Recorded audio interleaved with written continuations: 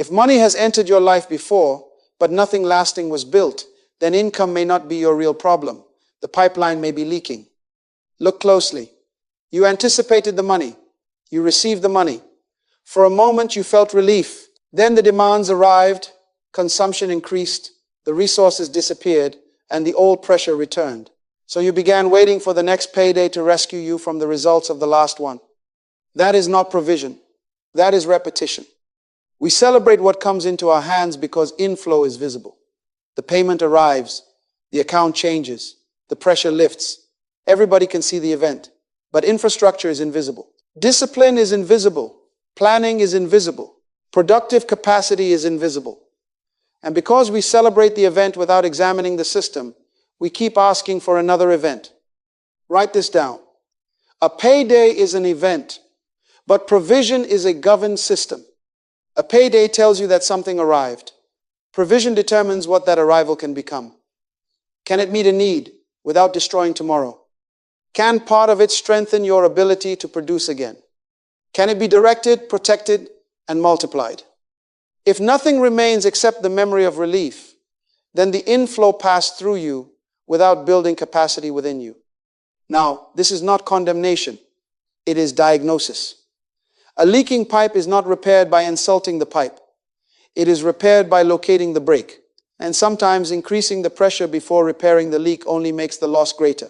More money entering the same disorder may produce more spending, more obligations, and more frustration. So the question is not merely, how much did I receive? The question is, what system received it? Throughout this teaching, we will examine 5 connected stages: opportunity, value creation, stewardship, preservation, and multiplication. Opportunity must be recognized. Value must be produced. Resources must be governed. Capacity must be protected. What is protected must eventually be multiplied in service to others. For now, suspend the question, how can I get more? Ask a more powerful question. Where is my present system breaking? That question can change your future, because recurring pressure may not begin with insufficient money. It may begin with an ungoverned pipeline. But before we examine each leak, we must define provision itself. Receiving something once is not the same as possessing a sustainable source. So what is provision? Provision is not merely something entering your hands. That is receipt.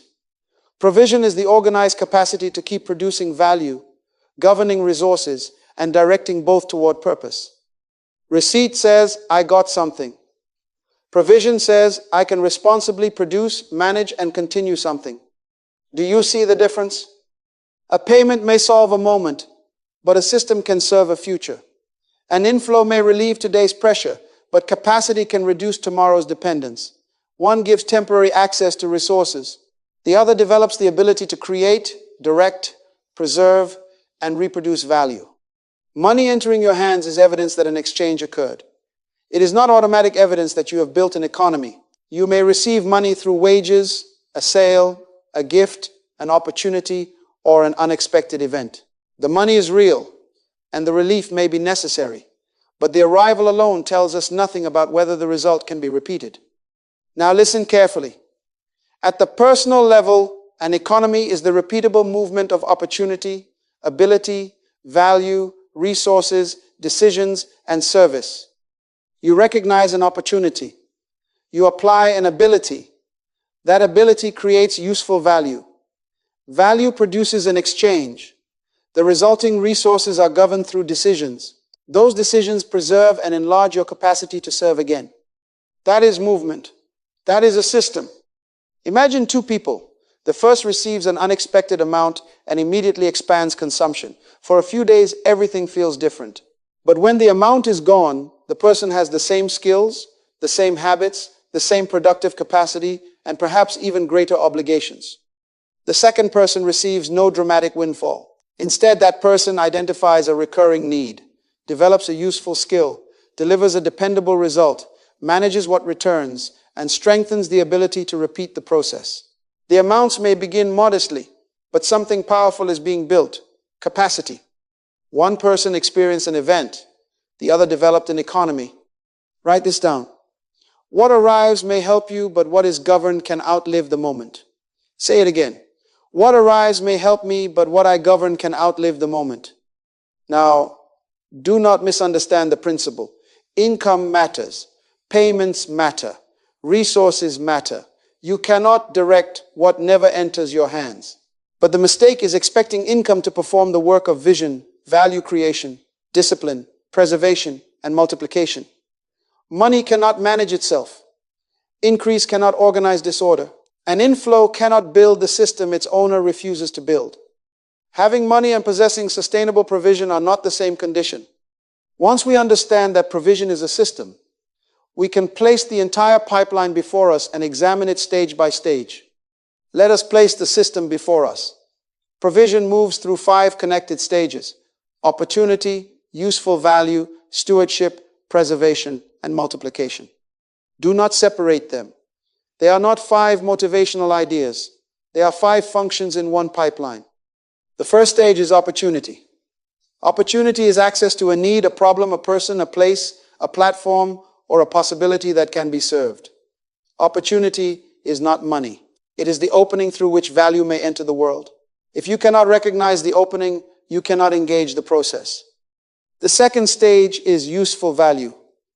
Value creation occurs when you transform ability, knowledge, effort, time, or resources into a result that benefits someone else.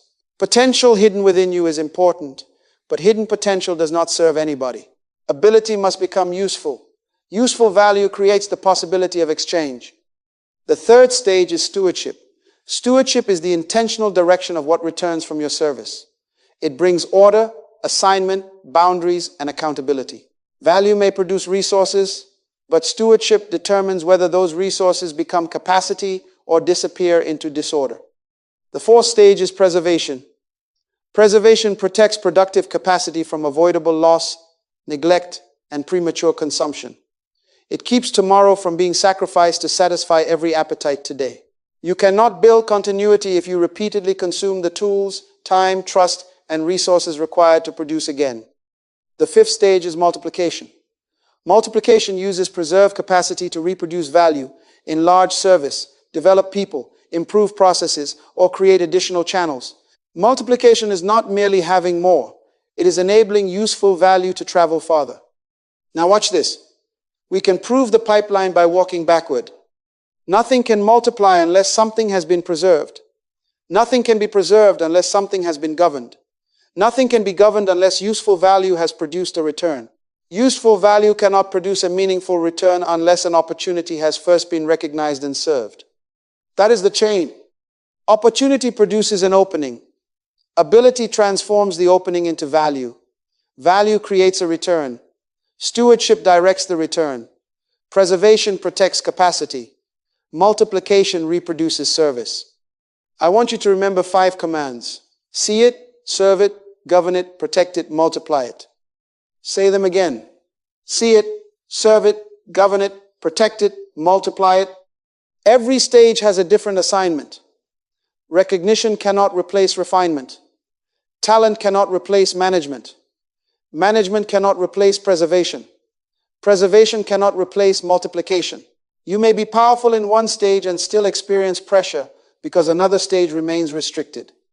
A pipeline is judged by movement through the whole system, not by activity at one point. So where does provision begin? Not with money. Money appears downstream.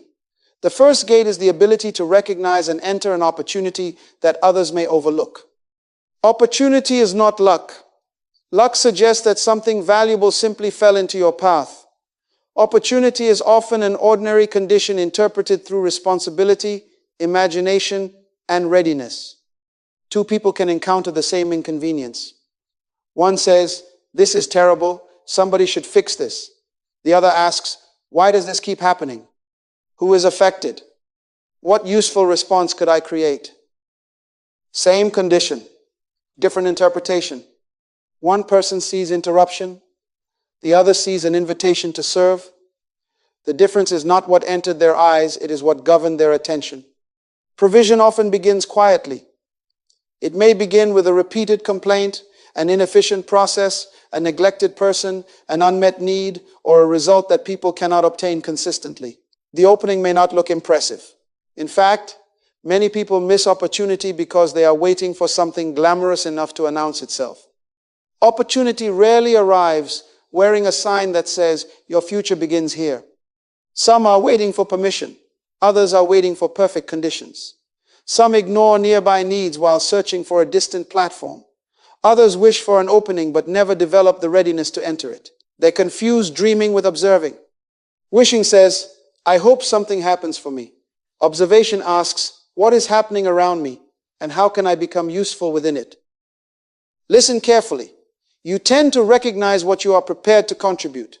If you focus only on what you lack, every problem looks like another burden. But when you understand your abilities, values, and purpose, problems begin to reveal possible assignments. This does not mean you should pursue every opening. Need alone does not establish your responsibility. An opportunity must be tested. Does it agree with your purpose? Can your ability be refined to meet it? Will the result be genuinely useful? Is the timing responsible? Who will be served? And what will serving them require? Vision without judgment produces distraction. Opportunity must be recognized, but it must also be selected. So begin observing your environment with 4 questions. What problem keeps recurring? Who is repeatedly inconvenienced by it? What result do they actually need? What ability could I refine to help produce that result? Do not ask those questions casually. Write the answers. There may be a need you have seen for months but dismissed because it looked too ordinary. You called it an irritation when it may have been an invitation. You called it somebody else's responsibility when it may have been the first gate in your own provision pipeline. Identify one need you have repeatedly noticed but never treated as an assignment. Look upstream. Provision does not begin when money reaches you. It begins when purpose recognizes a place to serve. But recognizing a need only creates possibility. Possibility produces no return until ability is transformed into useful value. Once you recognize an opportunity, the next question is not, how much can I charge? The next question is, what useful result can I produce? Ability exists within you, but value is experienced by someone else. You may possess intelligence, creativity, strength, insight, compassion, or technical skill. All of that is potential. But potential becomes economically meaningful only when another person can receive a useful result from it. A gift must be refined into skill. Skill must be applied to a problem. The application must produce a solution. The solution must be delivered consistently. Consistent delivery produces trust. And trust makes repeatable exchange possible. That is the sequence. Gift, skill, solution, consistency, trust, exchange. Do not confuse being gifted with being useful. A person may have tremendous natural ability, but arrive late, communicate poorly, resist correction, and produce inconsistent results. Another person may begin with less natural brilliance, but keeps learning, listens carefully, improves the process, and delivers what was promised. Which person becomes trusted? Talent may attract attention. Dependability sustains exchange. Many people say, but I work hard. I respect hard work. Yet effort alone does not determine value. You can work very hard producing something nobody needs, solving the wrong problem, or delivering a poor result. Sincerity cannot substitute for usefulness. Activity cannot substitute for effectiveness. The value stage develops leaks through undeveloped skill, vague offers, poor quality, inconsistency, weak communication, resistance to feedback, and solutions disconnected from real priorities. You may know what you do, but can the person you serve understand the result? You may love your idea, but does it relieve a burden, improve a condition, save effort, create clarity, or produce something genuinely useful? Listen, promotion cannot permanently repair weak usefulness. Charging more does not transform a poor result into a valuable one. Promotion amplifies what you already deliver. If the service is strong, visibility can extend it. If the service is weak, visibility can expose it faster. So ask yourself 3 questions. What result do I create? For whom do I create it? Can I create it reliably enough to be trusted? Do not answer with a job title. Do not merely say, I am a teacher, I am a designer, or I am a consultant. Tell me what changes because you served. What becomes clearer, better, faster, safer, stronger, or more effective? Now repeat this. Ability is entrusted potential, but service is potential made useful. Again, ability is entrusted potential, but service is potential made useful. Your gift is not merely for admiration. It is material for contribution. Refine it. Package it clearly. Demonstrate it honestly. Deliver it consistently. Produce one useful result before demanding a larger reward. Sustainable inflow grows where useful service can be repeated and trusted. But once value brings resources into your hands, the pipeline introduces a new responsibility. What arrives must now be governed. When value produces a return, stewardship begins. Stewardship is not merely keeping records. It is not fearfully holding everything. It is deliberate government over resources. Government means that purpose decides before pressure decides. Every inflow enters a field of competing demands. Present needs speak. Old obligations speak. Enjoyment speaks. Generosity speaks. Preparation speaks. Productive reinvestment speaks. Future capacity speaks. They all want an assignment, and if you have established no order among them, the loudest demand will govern the resource. Unmanaged money is not unassigned money for very long. Urgency will assign it. Impulse will assign it. Social pressure will assign it. Appearance will assign it. And emergency will volunteer to assign all of it. Imagine two people receiving the same payday. The first waits until the money arrives and then begins making decisions. A desire appears, so money moves. A request arrives, so money moves. A forgotten obligation surfaces, so money moves. By the time important purposes are remembered, the resources have already accepted other assignments. The second person decides before the money arrives. This portion must address necessary obligations. This portion sustains present needs. This portion strengthens productive capacity. This portion prepares for what is coming. This portion can be enjoyed or shared within a defined boundary. Same inflow, different government, different future. The stewardship stage leaks when you cannot clearly see what entered or where it went. It leaks when there are no priorities, no separation of uses, and no boundaries. It leaks through reactive spending, neglected commitments, immediate lifestyle expansion, and the failure to reinvest in the very capacity that produced the return. Listen carefully. Resources without assignments will be recruited by appetites and emergencies. So here is a simple sequence. First, count what entered. You cannot govern what you refuse to see. Second, name its required purposes. Third, establish boundaries so one desire cannot consume every assignment. Fourth, direct each portion intentionally. Fifth, review what happened and adjust the next decision. Count it, name it, bound it, direct it. Review it. Stewardship is not proof that you are better than someone else, and past disorder is not proof that you are without value. Management is learnable government. You can become more honest, more orderly, more disciplined, and more purposeful with what passes through your hands. Write this maxim down. Increase without government magnifies disorder.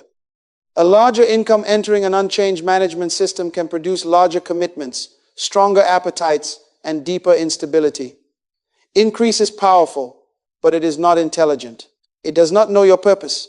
It requires your government. Stewardship directs the resource, but direction alone is incomplete.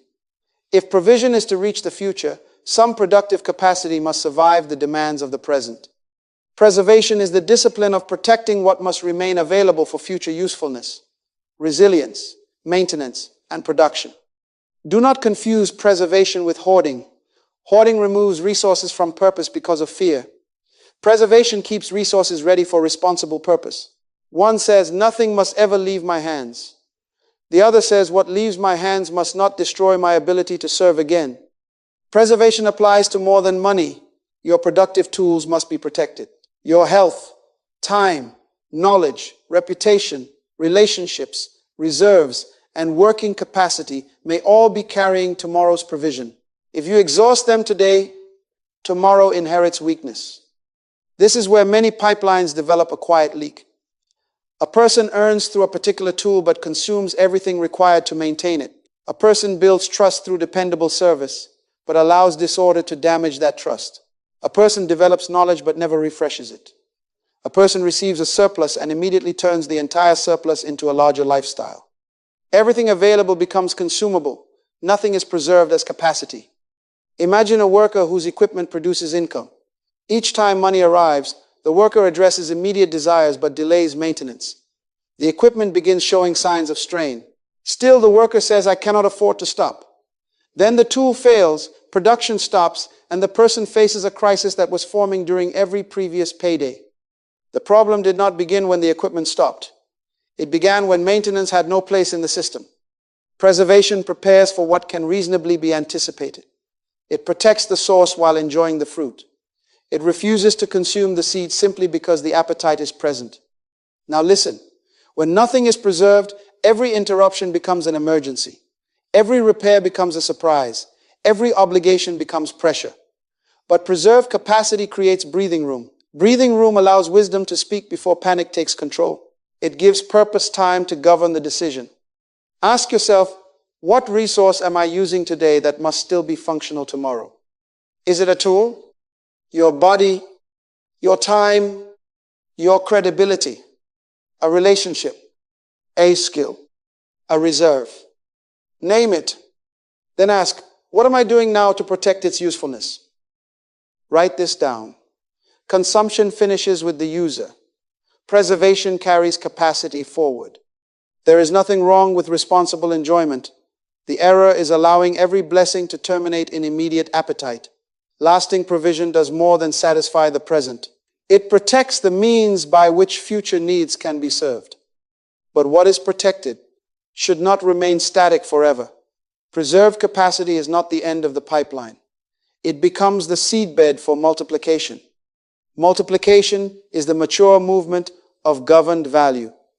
It means causing useful capacity to reproduce beyond its first transaction, its first moment, or even its first producer. Now understand the difference between addition and multiplication. Addition depends on repeating the same effort again and again. You work once, you produce once, you stop, production stops. Multiplication asks whether a process, tool, body of knowledge, trained person, or additional channel can reproduce the result without forcing you to begin at zero every time. Addition increases activity. Multiplication increases capacity. You may multiply by improving a process so the same effort produces a better result. You may train another person to deliver the service responsibly. You may reinvest in equipment that strengthens production. You may create a reusable asset, widen distribution, document knowledge, or develop another source of useful value. But watch the order. Multiplication before stewardship enlarges disorder. If you expand what you cannot govern, you do not produce freedom, you produce a larger crisis. Multiplication after stewardship is different.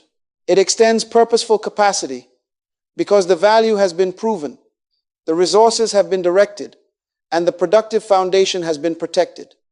Many people reach this stage and stop. They consume every surplus.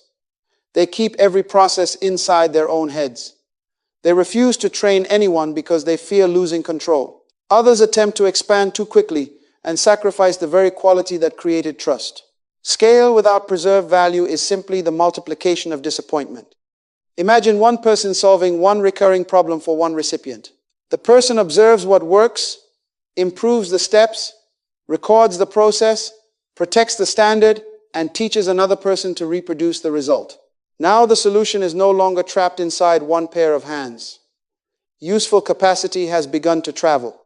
That is multiplication. Its highest purpose is not to make the owner look larger. Its purpose is to make useful service more available. If multiplication increases your appearance but reduces the quality of contribution, the pipeline has lost its purpose. Ask yourself this question: what can continue producing value without requiring me to begin at zero every time? Can your knowledge be organized? Can your method be documented? Can another person be developed? Can a useful result be delivered through another responsible channel? Can part of what returns be reinvested into stronger capacity? Do not merely work harder, build wisely. Do not merely repeat effort, reproduce usefulness. Do not merely accumulate resources. Enlarge responsible service. Opportunity must be seen. Value must be served. Resources must be governed. Capacity must be protected. Service must be multiplied. The 5 stages are now clear individually, but a pipeline functions as one system, and one neglected stage can neutralize every strength surrounding it. Now bring the 5 stages together. Opportunity, value, stewardship, preservation, and multiplication are not 5 independent virtues. They are one connected system. The output of one stage becomes the input of the next. Opportunity without value becomes unused access. You saw the opening, but you never developed the solution. Value without stewardship becomes unmanaged inflow. You served well, but what returned had no order. Stewardship without preservation remains fragile. You assigned the resources, but you protected nothing capable of serving tomorrow. Preservation without multiplication becomes stagnant capacity. You kept what mattered, but you never enabled it to reproduce. And multiplication without sound value or government.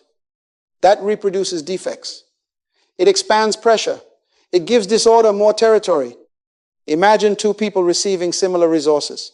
The first person recognizes a need, produces a useful result, assigns the return, protects productive capacity, and reinvests part of what remains into wider service. Each cycle leaves behind something stronger. Greater skill, better tools, clearer processes, deeper trust, or increased readiness. The second person may be equally talented and may receive a similar inflow, but one stage remains uncorrected. Perhaps the service is inconsistent. Perhaps every return is spent reactively. Perhaps productive tools are never maintained. The money enters, but capacity keeps disappearing. So the person concludes, I need more, while the system keeps answering, repair the leak. This is important because the visible crisis often appears downstream from the true cause. You feel a shortage of money today, but the original breakdown may have been an opportunity ignored, a skill left undeveloped, a promise delivered inconsistently, a resource left ungoverned, or productive capacity consumed months earlier. The pain appears at the end. The cause may be near the beginning. Think again about the pipe. Increased pressure produces more movement, but when the pipe is broken, increased pressure can also produce more loss. A larger inflow does not automatically heal the leak. It may simply reveal it faster. So examine every stage. Opportunity, is it open, restricted, or ignored? Value, is it useful, trusted, and consistent? Stewardship, is it governed or leaking? Preservation, is capacity protected or repeatedly consumed? Multiplication, is service reproducing, stagnant, or expanding without control? Do not search for one dramatic answer to every problem. Search for the constraint controlling the system. Write this down. A larger inflow cannot govern a stage the owner refuses to govern. The pipeline becomes sustainable when every stage performs its assignment. And this system's view helps us resolve another confusion. Prayer, work, and stewardship belong in the same life, but they do not perform the same function. One of the great mistakes in thinking about provision is collapsing the entire process into one activity. Some people make prayer responsible for everything. Others make work responsible for everything. Still others believe management alone can control every outcome. But prayer, work, and stewardship have different assignments. Prayer is alignment. It creates space to examine motives, seek wisdom, submit ambition to purpose, strengthen character, and acknowledge that you are not self-sufficient.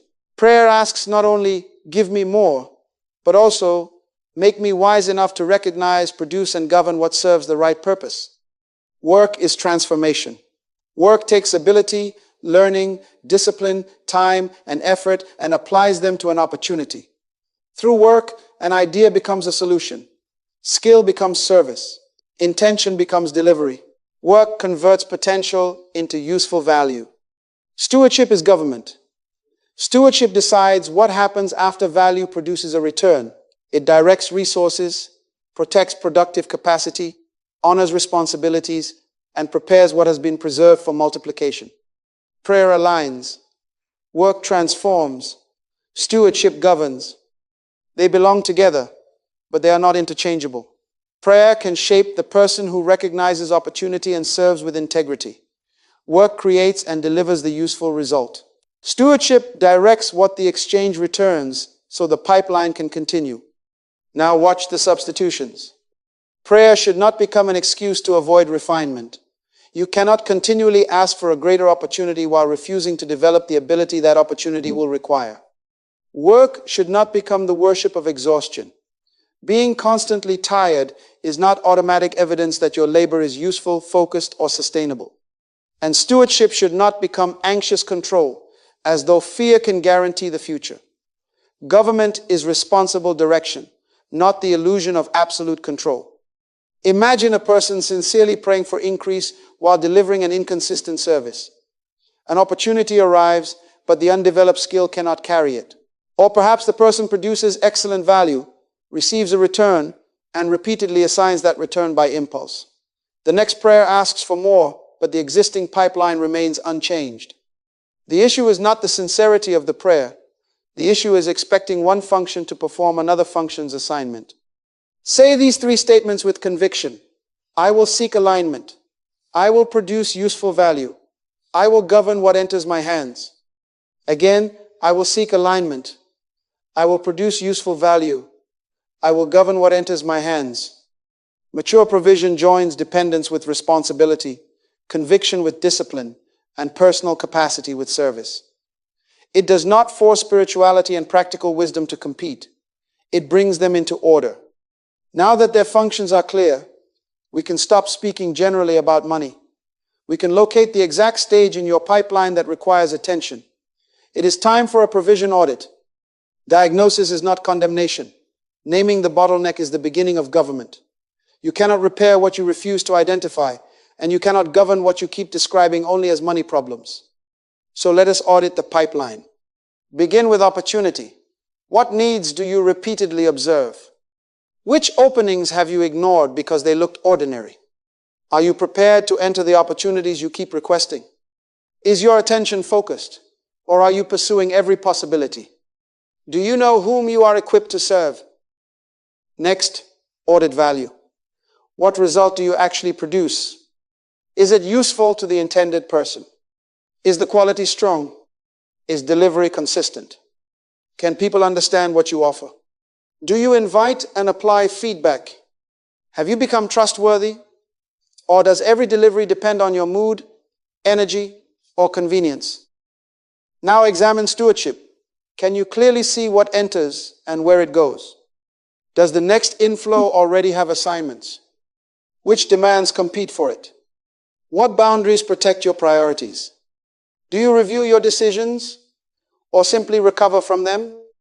Are resources directed by purpose or captured by pressure? Then audit preservation. What productive tool requires maintenance? What recurring loss keeps draining capacity? Are you preserving time, health, knowledge, trust, and working strength? Is there any margin for interruption? What do you repeatedly have to rebuild because nothing was protected? Are today's decisions preserving your ability to serve tomorrow? Finally, audit multiplication. Does any part of your return strengthen future production? Have you documented what works? Can your process be repeated? Are you developing another person? Are there responsible additional channels for your value? Or does every new cycle require you to begin from zero? Now ask the system-level question. Which single stage, if improved, would release the greatest movement through everything downstream? Do not answer all of them. That may feel honest, but it avoids priority. Every stage may need development, yet one is usually applying the greatest restriction now. Name it, then write 4 things. What evidence proves this is the bottleneck?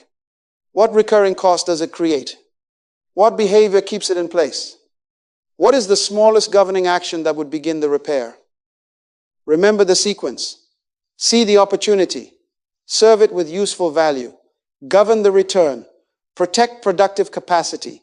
Multiply responsible service. Perhaps previous increases did not produce lasting capacity because the opportunity was missed, the value was inconsistent, the return was unmanaged, the source was consumed, or nothing was prepared to reproduce. Now you have more than frustration. You have a location, and a named location can become a governed location. But diagnosis alone does not repair a pipeline. Clarity must become a sequence of action, or you will return to the same cycle carrying better vocabulary. Let us repair the pipeline in the right order. Repair must begin at the earliest weak stage because every downstream result depends on what arrives from upstream. Do not polish the final section of a pipe while the opening remains blocked. Repair the governing constraint first. If opportunity is the bottleneck, begin with focused observation. Stop chasing every possibility. Select one recurring need. Study the people affected by it and prepare yourself to respond responsibly. Readiness turns observation into access. If value is the bottleneck, refine one skill. Clarify one useful result. Ask the intended recipients what quality looks like to them. Apply the feedback, then deliver consistently. Do not hide behind potential. Make the value visible, understandable, and dependable. If stewardship is the bottleneck, create visibility. Count what enters. Give the next inflow assignments before it arrives. Establish boundaries around priority uses and schedule a time to review the decisions. What is reviewed can be corrected. What is ignored will repeat itself. If preservation is the bottleneck, stop one recurring loss. Protect one productive asset. Maintain the tool, guard the time, strengthen the capacity, or repair the trust that future service requires. Establish margin before expanding consumption. Tomorrow must not inherit only the leftovers of today. If multiplication is the bottleneck, document one process that works. Reinvest in productive capacity. Teach one responsible person what you have learned, or develop one additional channel through which useful value can travel without losing its quality. Now be careful. Do not respond with dramatic overcorrection. Sustainable government is not built by one emotional promise. It is built by repeated decisions that can survive after the emotion has passed. Observe, refine, serve, govern, protect, reproduce. Say it again. Observe, refine, serve, govern, protect, reproduce.